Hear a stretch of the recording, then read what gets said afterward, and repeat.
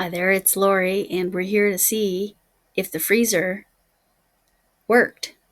Heat works better. Is everything I read, heat works better, but I am caking up this yak yarn. We're going to check it thoroughly and make sure there's nothing on it.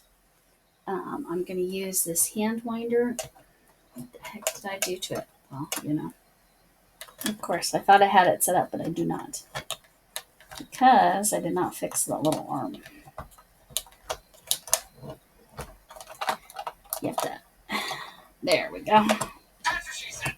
Okay, screw this back on. And my phone says that's what she said. All right.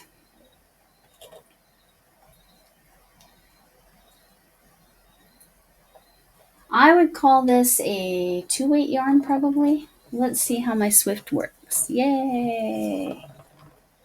It's going a little better than my laundry basket, or a lot better. So my plan is, when this is done, again, I'm kind of looking, I'm not seeing any evidence of the moths. I just didn't want to take any chances. I need to show you the bag. Here, I'm going to be quiet and I'll fast forward through this so you can watch this.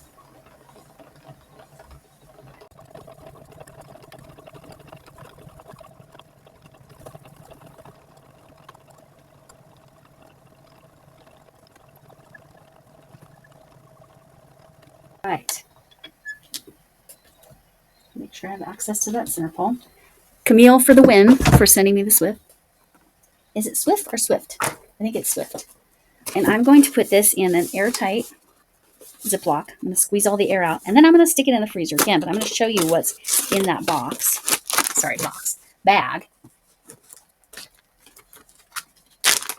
So this is the yak yarn. Where's the tag? Shoot.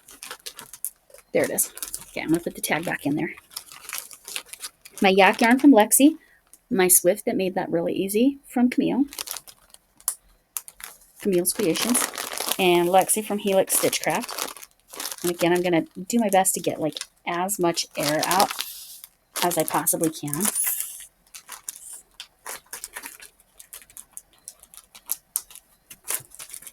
All right, that looks pretty good. I know it's not great to do this to yarn long term. So once it comes out of the freezer, I'll let the air back in, but then I'll seal it. I'll let some air back in and then I'll seal it up. All right, here's what's in this bag. I have some different wools. I have the yarn hoot or hook hoot. No, crochet hoot. Crochet hoot yarn. Again, this was not next to the yak yarn, but I put all my natural fibers in here. I'm just kind of doing a once over on that. But let me see if it goes into one of these bags. These are quart bags. I might need a gallon bag for this. Yeah, it's not going to fit. It's not going to fit. You know why? You know why it's not going to fit? Because a 4.5 millimeter crochet hoot is not a big enough hoot. We need a 10 million millimeter crochet hoot, right? My hair has gone crazy. Sorry about that. All right. So this one doesn't fit, but I'm just going to stick it back in the freezer with that. This is a scrap left from something that another yarn Shannon sent me. I used the rest of it, but it's a natural fiber, so I didn't want to mess with it. This, I believe, it's cakes of this. What is this? 70% acrylic, 30% wool.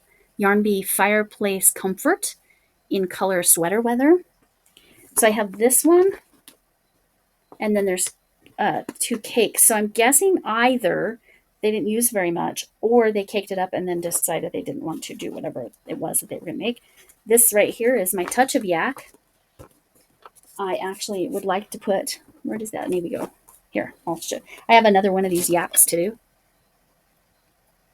But I think I could put that together quite nicely, right? Even though they're different weight yarns, you can see that. I would have to weigh this and calculate how many yards are on this. This one, all I know, yeah, this is 150 meters, 50 grams. And again, it's a thinner yarn. So the question would be, can I put those together? This is just touch. Oh, sorry. This one's Touch of Alpaca. My Touch of Yak was tan. This is Touch of Alpaca. So that's already caked up. I'm just doing a quick scan. Again, this was not in the same place as the Yak. So I don't think it was a problem. But the cashmere, I'm going to put them in airtight. I'm going to squish down Ziplocs. I'm just making sure. See, there's little fuzzes, but nothing that looks like bugs. So that moth just happened to be there when I saw it, but I'm not taking any chances. This yak yarn is special to me, and so therefore I will make sure I'm not messing around with that. But these others, I think this was better this way. Oh, and then my other one that was natural fiber was the whirligig. Now this is about the same weight as the yak. This is 60% merino wool, 20% nylon, 20% acrylic. It says 546 yards or 500 meters. Does it give me a yarn weight? It does not give me a yarn weight. I don't know. That might be a DK. That might be a 3. You all probably know, since it says Cascade Yarns, Seattle, Washington. Are they still in existence? Oh, I'm gonna have to check that out. This was from Jill Fiberfloozy. This was from Armchair Chef. So I have a lot of yarny friends that have sent me yarny goodness that has some natural fiber content. And this is almost the crochet hoot is kind of the channel mascot. This right here. That's what I would call it. All right, and I'm gonna put these in Ziplocs. Do I even want to care about this one? This is literally just a scrap. I'll just stick it back in there. I'm going to put the Ziplocked one in here. And we'll watch how I set this up. So if you've not undone a hank before, you find where the end comes through. And this has the tag there, so it would stay there. So that's helpful. And then you untwist it. And then I had to figure out the size I needed my Swift to be. And again, I'm not seeing any evidence of bugs. Let's check that right there. So I think that was a dead bug. I think that was that dead baby moth. I'm going to call it a baby moth. It was a little moth. All right. And then you put it on your Swift.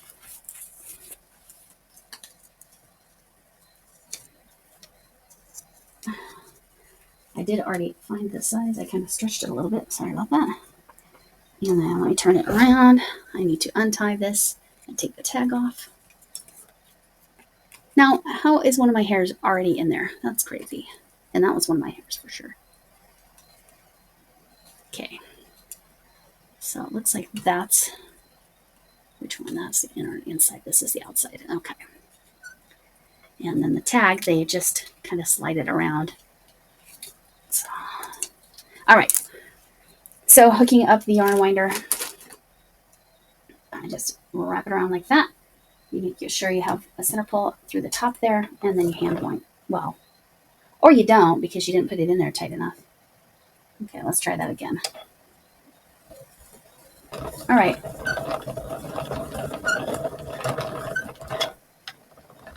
It's not good to let it go loose like that. That was my bad. The Swift is making noise this time. Sorry about that. I wonder why it's cooking this time. Maybe because I'm going fast. I should probably be going slower. It doesn't stretch the yarn as much. Yeah, don't be like Lori. Try to keep a consistent pace.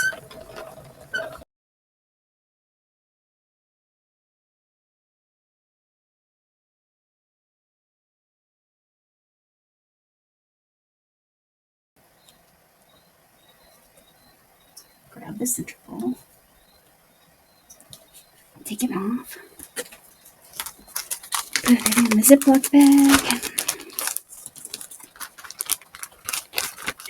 So I do believe I found the one little tiny baby moth, and it was on this one. So the freezing, it worked. I don't see any evidence of larvae or eggs, but I'm going to stick it in the freezer again nonetheless. And like I said, I'm not taking any chances with that. Heat works better. Again, look online. Heat works better. It's already cooled down. It's already fall here in Colorado. It was in the 70s today, and high mid 60s to mid 70s. Yeah. Just in case these got any on them, I'll do the same thing. I don't think they did, but these are cashmere. Oh, it's so soft. So soft. I don't know what I'm going to do with them. Maybe the yak and the cashmere belong together. I don't know.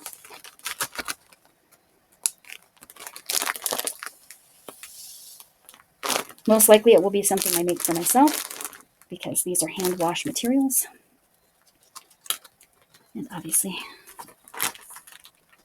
I don't usually give family members hand wash materials.